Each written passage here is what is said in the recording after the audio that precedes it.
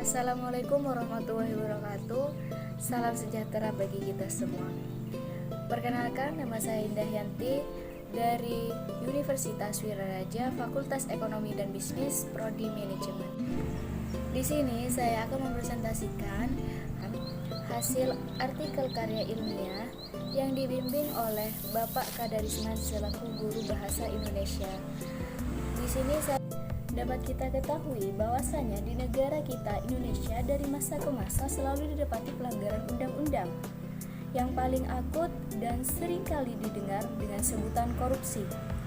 Dan dalam artikel yang saya bahas kali ini, saya akan membahas perihal kesalahan candu pemerintah pada korupsi di Indonesia. Korupsi adalah suatu perbuatan yang sangat tidak terpuji dan diklarifikasi dalam bentuk kejahatan luar biasa yang dapat merugikan kehidupan masyarakat yang sangat luas. Mengangkat judul tentang penyakit akut Republik Indonesia dari masa ke masa. Perilaku korupsi di Indonesia sudah membudaya rupa dan berkembang secara sistemik. Bagi banyak orang, korupsi suatu kebiasaan. Hal tersebut menjadikan Indonesia merupakan salah satu negara korupsi. Sampai setiap lembaga pemerintahan tidak lepas dari tindak korupsi. Kita melihat akhir-akhir ini pemberitaan di media sosial selalu didominasi dengan pemberitahuan beberapa kasus korupsi yang oknumnya berasal dari pejabat negara, pejabat di pemerintahan, pegawai negeri, dan tidak luput aparat penegak hukum sendiri. Kita melihat akhir-akhir ini di pemberitaan di media sosial dan sebagainya didominasi dengan pemberitaan beberapa kasus korupsi yang didominasi oleh pejabat itu sendiri, pejabat di pemerintahan, pegawai negeri, dan tidak luput aparat penegak hukum sendiri yang seharusnya berhikmat pendahuluan. Dalam teori hukum positif yang dianut di Indonesia, setiap orang tanpa terkecuali telah melihat semua hukum atau undang-undang yang berlaku dan mematuhi. Melanggarnya akan dituntut dan dipidana sesuai undang-undang dengan hukuman atau sanksi yang berlaku. Hal ini didasari oleh pada teori fiksi yang menyatakan bahwa suatu norma hukum diberlakukan. Pada saat itu, setiap orang yang tahu akan hukum, hal ini didasari oleh pada teori fiksi yang menyatakan bahwa suatu norma hukum diberlakukan. Hal ini didasari oleh pada teori fiksi yang menyatakan bahwa suatu norma hukum diberlakukan. Maka pada saat itu, setiap orang yang tahu bahwa akan hukum atau undang-undang. Ketidaktahuan seseorang akan hukum atau undang-undang tidak dijadikan alasan pemanfaatan untuk mengelak atau hukum yang tertulis. Dan demikian juga dalam hukum seorang muslim wajib mengetahui apa, bagaimana, dan mana sumber yang ia konsumsi dan ia pakai. Apakah dari sumber yang halal atau yang sumber yang haram. Dari segi sebagai seorang muslim wajib mengetahui apa, bagaimana, dan dari mana sumber yang ia konsumsi dan ia pakai. Apakah dari sumber yang halal atau sumber yang haram. Dari segi zatnya yang memang haram maupun haram karena sebab zat lain yang mengharamkannya meskipun zat dalam bentuk yang haram. Suatu kerugian yang sangat besar bagi organisasi penyelenggara negara, pejabat pemerintah atau pegawai negeri yang disebut dengan undang-undang merupakan subjek hukum tindak. Orang tersebut memahami apa dan bagaimana suatu kerugian yang sangat besar organisasi penyelenggaraan negara, pejabat pemerintah atau pegawai negeri yang disebut dengan undang-undang merupakan subjek hukum tindak pidana korupsi. Orang tersebut tidak memahami bentuk tindak pidana korupsi sehingga dikhawatirkan ia tidak menyadari bahwa tingkah dan kebijakan. Orang tersebut tidak memahami bentuk tindak pidana korupsi sehingga dikhawatirkan ia tidak menyadari bahwa langkah dan kebijakan yang diambil adalah sebuah tindakan korupsi. Begitu pula sebagai umat muslim yang tidak mau melihat tentang apa, bagaimana, dan dari mana sumber yang ia konsumsi dan ia pakai, dan akan berdampak pada menurunnya kondisi spiritualitas dalam kehidupan terlebih dahulu. Pertanggungjawaban yang akan diatur di akhirat nanti. Dalam tulisan ini saya akan mencoba mengulas secara singkat. Dalam hal ini, saya akan mencoba mengulas secara singkat agar lebih mudah memahami tentang bentuk-bentuk pidana korupsi dalam hukum positif dan pandangan Islam mengenai pengelolaan harta korupsi. Tentang bentuk-bentuk tindak pidana korupsi dalam hukum positif dan pandangan Islam mengenai pengelolaan harta korupsi.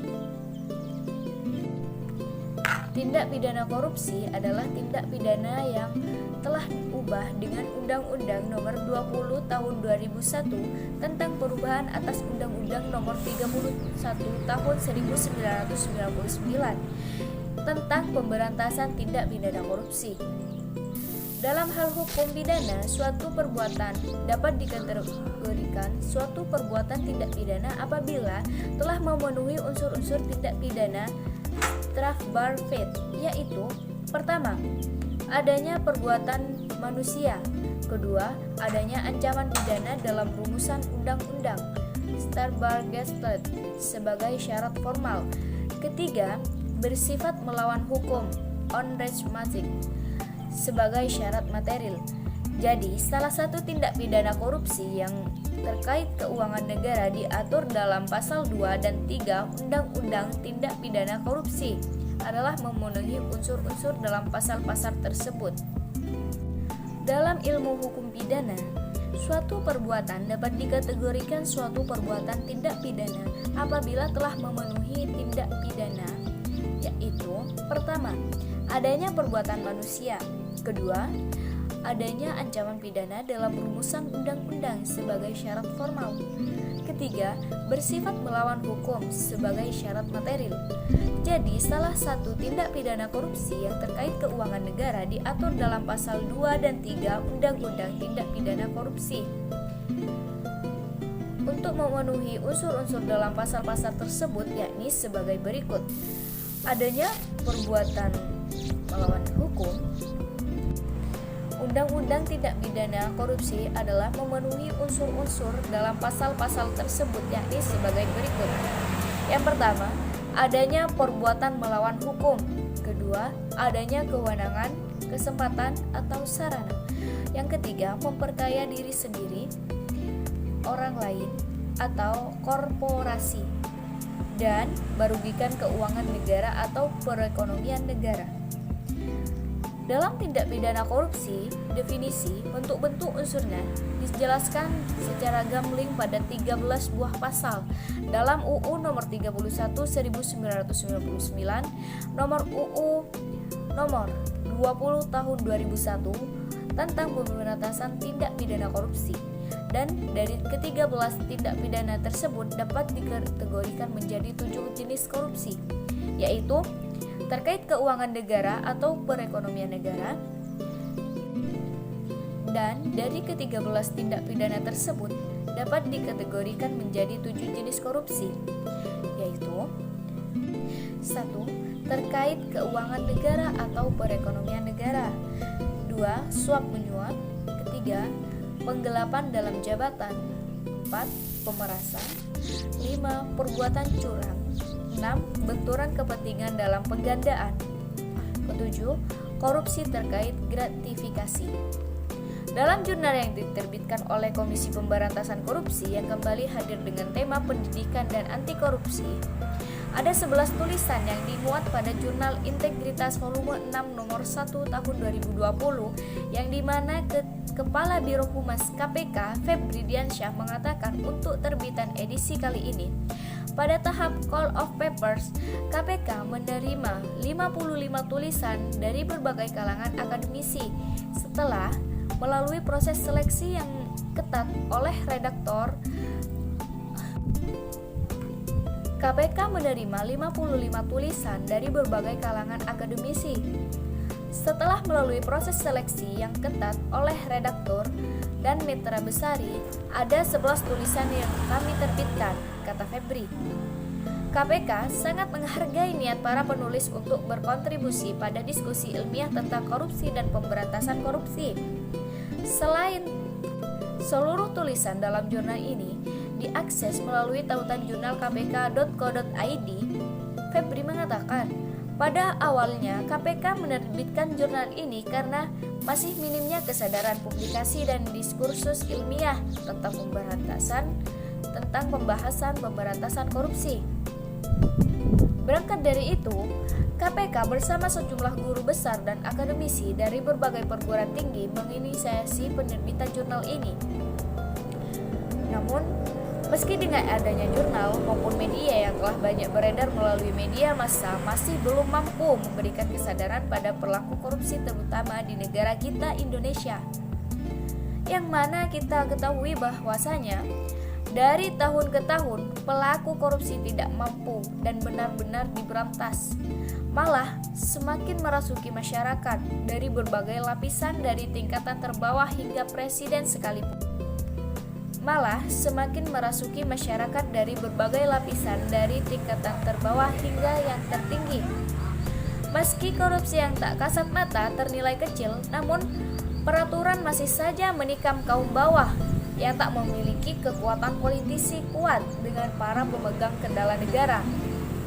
Maka dari itu kami membuat artikel ini untuk merangsang para kaum pemikir untuk juga ikut andil dalam pemberantasan korupsi, mengimbangi Komisi Pemberantasan Korupsi yang sampai saat ini masih dirasa kurang maksimal dalam kinerjanya yang kadang membuat geram korban korupsi yang ditipu kasat mata tanpa disadari.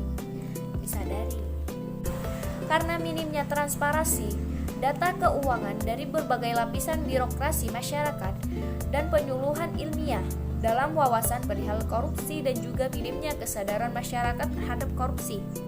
Maka dari itu, saya membuat artikel ini untuk merangsang para kaum pemikir untuk juga ikut andil dalam pemberantasan korupsi, mengimbangi Komisi Pemberantasan Korupsi yang sampai saat ini masih dirasa kurang maksimal dalam kinerjanya yang kadang membuat geram para korban korupsi yang ditipu kasat mata tanpa disadari. Karena minimnya transparansi data keuangan dari berbagai lapisan birokrasi masyarakat dan penyuluhan ilmiah dalam wawasan perihal korupsi dan juga minimnya kesadaran masyarakat terhadap korupsi. Dari sini, saya dapat menarik kesimpulan bahwa halayak di mata umum, mahasiswa yang dikira mampu dalam berpikir dengan rasionalitas dan logis untuk berkontribusi pemikiran untuk benar-benar menegakkan keadilan. Seharusnya seluruh rakyat dan pemerintah yang ada di Indonesia harus mentaati hukum dan undang-undang. Jika ada yang melanggar harus ditindak pidana dan tidak ada yang dibeda-bedakan, harus disamaratakan. Baik, sekian dari saya. Semoga bermanfaat. Apabila ada kesalahan kata, saya mohon maaf yang sebesar-besarnya. Assalamualaikum warahmatullahi wabarakatuh.